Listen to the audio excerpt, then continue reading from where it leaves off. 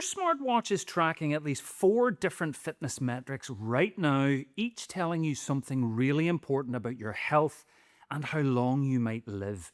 But they're not equal. One of them is so good it outperforms smoking as a predictor of mortality, but it doesn't top my list. And the one that gets the most attention comes last in my ranking. In this video, I'll explain how they work, how to improve them, which is pretty straightforward, and at the end, I'll rank them for practicality so you know which ones to keep an eye on. I'm Dr Eoghan Colgan. Medical school taught me nothing about longevity, so I do my own investigating. Let's get into it. So before I go through each metric individually, it's worth covering a quick bit of science. Each of these metrics is a measurement of your cardiovascular fitness, your engine. The combination and efficiency of your lungs to take in oxygen, your heart and blood vessels to get that oxygen around the body, and how efficiently your muscles use it for energy. This is what powers your body and determines your long-term health. And as an ER doctor, I can tell you this matters. People who neglect their cardiovascular fitness are more likely to end up in the emergency room and find it harder to survive health challenges. And these metrics tell you so much about your long-term risks. The key to understanding the metrics is understanding what changes in that engine when you become fitter. And there are 4 main adaptations. The first is your heart becomes bigger and stronger and pumps more blood per beat, so it can beat more slowly. And I'll explain more about that when we get to resting heart rate. You grow more capillaries in your muscles, more tiny blood vessels delivering oxygen more efficiently. Your mitochondria, the power plants inside your cells, multiply and get more efficient. This is a big part of why fit people can use more oxygen during exercise, which is what VO2 max measures. And your nervous system changes. Your vagus nerve, which acts as a brake on your heart, gets stronger and faster. That's what drives heart rate variability and heart rate recovery. Think of it like a car. Resting heart rate is the idle speed. VO2 max is the top speed. Heart rate variability is how smoothly the gearbox shifts, and heart rate recovery is how fast the brakes work. Same engine, 4 different readings, but let's look at them each in a bit more detail, and I'll do so in order of how strongly they predict longevity. So let's start with the big one. VO2 max measures the maximum amount of oxygen your body can use during all-out exercise. Lungs, heart, blood vessels, mitochondria, all working at full capacity. And because it reflects all of those adaptations we just talked about, it's the most complete single measure of your fitness. The evidence linking it to longevity is really strong. A study of over 122,000 people found the least fit group had 5 times the mortality risk of the fittest. That's a bigger effect than smoking, diabetes, or coronary artery disease. And an even larger study, 750,000 people, confirmed that every small increase in fitness reduced mortality by 13 to 15% at every age. Now, VO2 max is measured in a lab. You wear a mask on a treadmill and oxygen consumption is measured directly. Your smartwatch can't do that, so it estimates VO2 max from how fast your heart is beating during exercise. Different watches estimate it differently, and the margin of error is around 5 to 15% depending on the device. So the absolute number on your watch may not be perfectly accurate, but the trend over weeks and months, whether it's going up, down, or staying steady, is reliable, and that's what matters. It's an amazing metric, but doesn't top my practicality list. That's coming soon. Next up is resting heart rate. At rest, you need around 5 litres of blood pumped around the body per minute, and that's the same for everyone. Now, a fit heart, which is big and strong, can pump around 100 millilitres per beat, so it needs to beat around 50 times a minute to achieve that 5 litres. An unfit heart pumps less, around 70 millilitres per beat, so it needs to beat more often, around 71 times a minute to achieve the same 5 litres. Same job, but different number of beats needed. That's why fit people have lower resting heart rates. Now, the science linking resting heart rate to mortality is massive. A meta-analysis of 1.2 million people found every 10 beat per minute increase in resting heart rate raised mortality risk by 9%. So what is a good number? Well, on average, the research suggests a sweet spot of around 60 to 70 beats per minute. But with regular exercise, it's very common to be in the 50s, and for people who are consistently active into the 40s. At the upper end, a persistently elevated heart rate above 80 is worth getting checked out, though keep in mind some people genetically have a faster heart rate, as do people who are chronically stressed. At the very low end, some extreme endurance athletes can occasionally develop heart rhythm issues, so lower is not always better. And practically, this is the easiest metric on your watch, measured passively from your overnight data, no effort required. Accuracy is excellent, within 1 to 3 beats of what your doctor can measure, and it responds to lifestyle changes faster than any other metric. Next up is heart rate recovery. When you stop exercising, you no longer need so much oxygen to power the activity. So your vagus nerve, the brake, kicks in to slow your heart back down. Now, in a fit person, the brake is fast and strong, the heart rate drops sharply. In someone who's deconditioned, it's sluggish and the heart rate drops more slowly. Heart rate recovery measures how many beats per minute your heart rate drops in the first 60 seconds after you stop exercising. A study in the New England Journal of Medicine found that a drop of 12 beats or fewer in that first minute roughly doubled mortality risk, and this has been confirmed across multiple studies. So for example, if at the end of peak exertion your heart rate was 152 beats per minute, and 1 minute later it's 140, that would be considered slow. Now, the big downside with this measurement is that it's probably the hardest of the four to capture reliably on a smartwatch.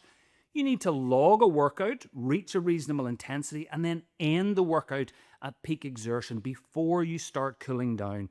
If you forget to hit stop, and I forget regularly, you don't get a useful reading, as you'll see shortly. And heart rate measurements are at their least accurate during and immediately after high intensity exercise, because the motion creates interference. This is a metric with strong clinical evidence, but unlike the others, it requires manual input from you every workout. And finally, heart rate variability. This measures the variation in time between each heartbeat. So if your heart is beating at 60 beats per minute, you might assume that there's exactly 1 second or 1,000 milliseconds between each beat, but there's variation. One gap might be 950 milliseconds, the next 1,050, then 980. The exact time between each beat varies by very small amounts, and counterintuitively, more variation is a sign of health. It reflects how well your vagus nerve, that brake, can fine-tune your heart rhythm beat by beat. The evidence linking heart rate variability to health outcomes is real, but it's the weakest of the four, and it adds very little additional information beyond what resting heart already gives you. Where heart rate variability may have some value over the others is as a short-term recovery guide. It's more sensitive to sleep, stress, alcohol, and illness. It can swing dramatically from one day to the next, and if your number drops well below your personal baseline, that's a signal your body needs more rest. But most people don't need a metric to tell them that. And one additional consideration, different watches calculate it differently, so your number on an Apple Watch and your number on a Garmin aren't directly comparable. More reason not to compare your values to anyone else, but to simply use these metrics to track your own trend over time. Before I give you my ranking, it's important to understand this. Because these four metrics are all measuring the same underlying engine, the same actions improve all of them.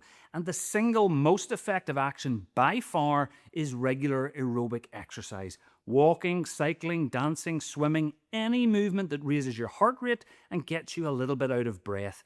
Every time you do that, you put a bit of stress on your cardiovascular system, and over time it adapts to make it easier for you. Your heart gets a little bit bigger and stronger, you grow more blood vessels in your muscles, your mitochondria multiply, your vagal brake gets faster, and over weeks and months, all four of those metrics shift in the right direction. The numbers simply reflect those changes. Strength training has many benefits: muscle mass, bone density, metabolic health, but it doesn't significantly move these four dials. You need the aerobic component.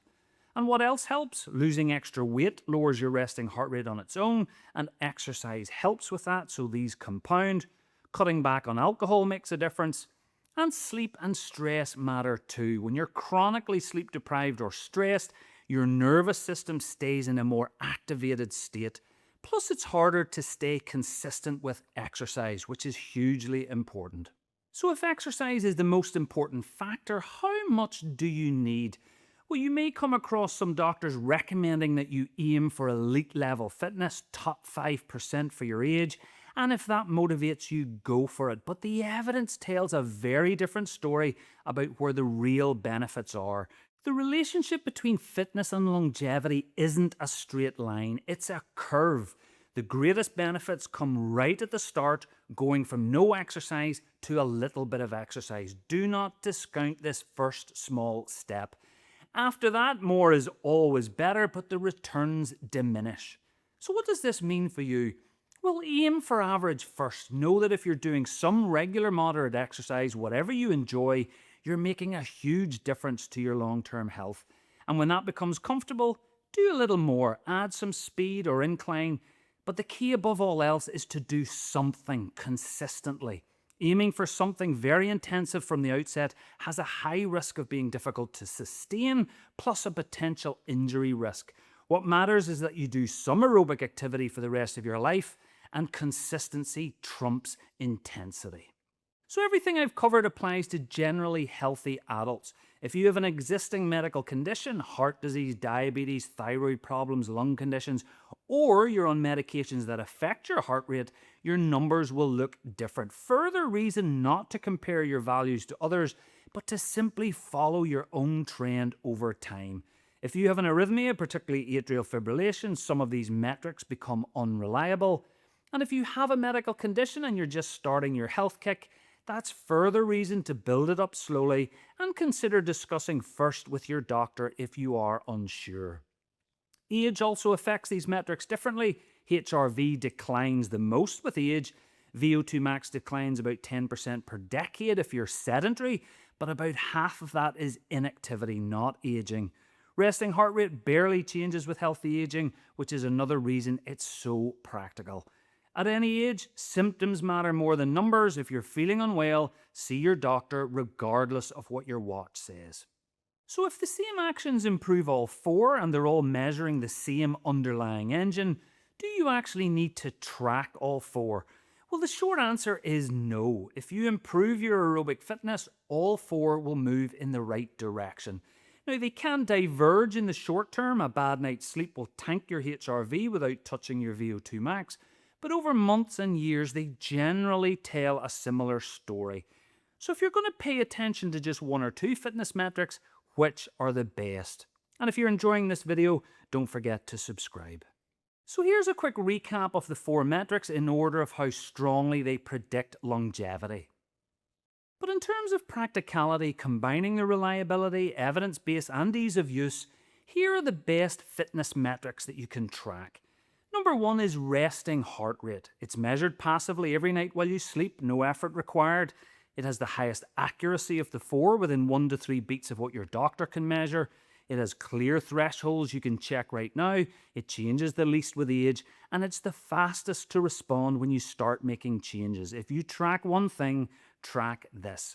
A close second is VO2 max. It's the strongest longevity predictor, but smartwatches only provide an estimate. Different watches measure it differently and the absolute number may be off, but the trend over time is still really valuable.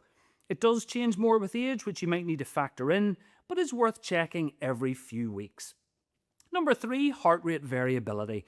It is the weakest longevity evidence, it's the most volatile day to day, and different watches measure it differently. Plus, there are no agreed thresholds, but it is measured passively, which keeps it out of last place. Which for me is heart rate recovery. It has strong clinical evidence, but it's the hardest to track. You need a logged workout, you need to end it at peak exertion, and wrist sensors are least reliable at that moment. The others trump it because they require no manual input and tell you everything you need to know. So these 4 metrics do not factor into my work in the emergency department, and I'm not not sure they ever will. What matters more to me is your lifestyle, how well you eat, how frequently you move, and how well you sleep. These numbers simply reflect that. But on a personal level, I've been implementing a new healthy lifestyle over the past 10 months. My primary form of aerobic activity is walking with speed and incline on a treadmill for convenience, as well as losing 19 kilograms and reversing my metabolic age by 7 years. This is what happened to my metrics. My resting heart rate has gone from 53 to 46. My VO2 max has gone from 46.6 to 63.3. Heart rate variability has gone up to 80. All of them continue to trend nicely in the right direction, except for heart rate recovery. It started around 38, improved at first, but has come back down again. And this reflects the challenge with this metric. I was much better at turning workouts on and off at the start, but now I keep forgetting, which artificially lowers the reading. Hence, I find this one the least valuable for me. I tested it manually this morning and it was 41, which will be more accurate. So in my Apple Health app, I have each of these 4 metrics pinned, with resting heart rate and VO2 max at the top, and they are the 2 I pay most attention to, but only a passing glance every week or two. The most important thing to remember, it is not the number that matters, it is the underlying lifestyle that matters. It's nice to see the metrics improving, but do not obsess about them. Put that effort into getting healthy. So what should you do? Well, if you don't have a smartwatch, all you need is resting heart rate. When you're awake and relaxed in bed in the morning, you can manually measure it, check it over a few days, take the average as your baseline, then start implementing a healthier lifestyle and check it once a week or once a fortnight and watch the trend over time. If you have a smartwatch, go in and find your data, perhaps just your resting heart rate and VO2 max. Get your baseline readings, that's your starting point. Then start moving more. Walk, cycle, swim, whatever you enjoy, and watch what happens over the next few months. Your resting heart rate will probably start dropping within a few weeks. Your VO2 max will start trending up over a couple of months. That feedback can be genuinely motivating. But if all of the data stresses you out, if checking these numbers makes you anxious rather than motivated, then forget the numbers. Close the apps, put on your shoes, and go for a walk. That walk is doing more for all 4 of these metrics and for your health than any amount of time staring at a screen. And if you'd like to find out more about how I achieved my health transformation and how you could too, check out the free guide in the pinned comment and description below. I've done videos on each of these 4 metrics where I go a bit deeper. There's a link on screen now to the fitness metrics playlist. Which metric do you track most, and has the video changed how you think about it? Let me know in the comments. I love hearing real-world experience. Thank you so much for watching, and until next time, take care.